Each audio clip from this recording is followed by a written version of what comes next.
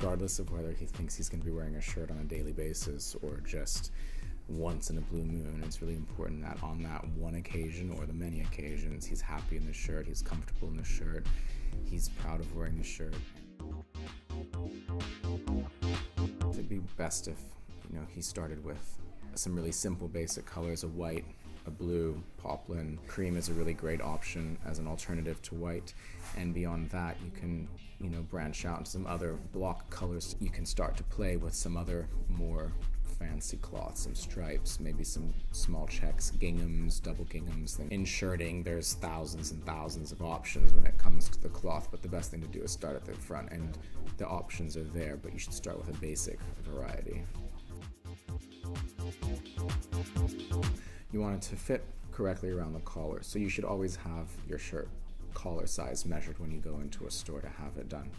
You want it to sit close to your neck, but not so tight. You should be able to fit your fingers in the front there, so there's enough room.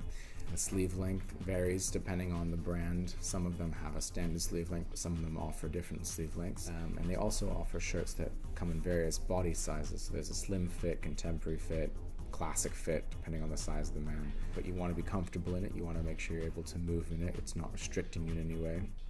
It should fit you nicely, but it doesn't have to be skin tight. It shouldn't be so comfortable that it's a sack.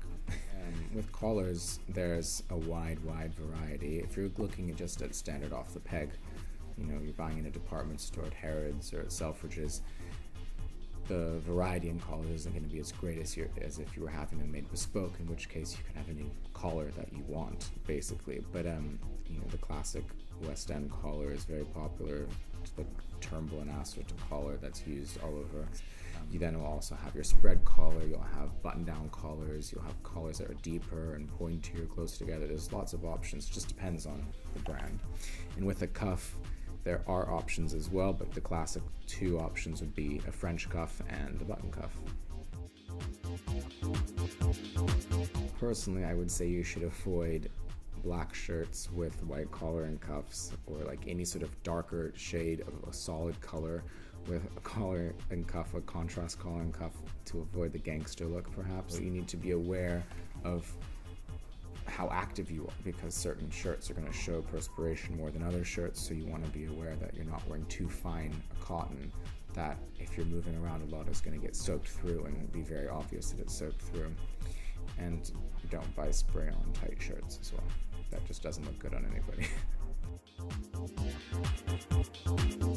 For that sort of a customer, that gentleman, the idea is to always look polished. You want to look like you've taken the effort to put yourself together, but that it came naturally to you. So you don't want to look like you had somebody dress you in the morning, but you want to look like you did put some time and thought into this at some point, and then you just became a natural at doing it. So your shirts are always pressed, your trousers are pressed, the whole thing all together is a nice package that is presented well without looking like you've tried too hard.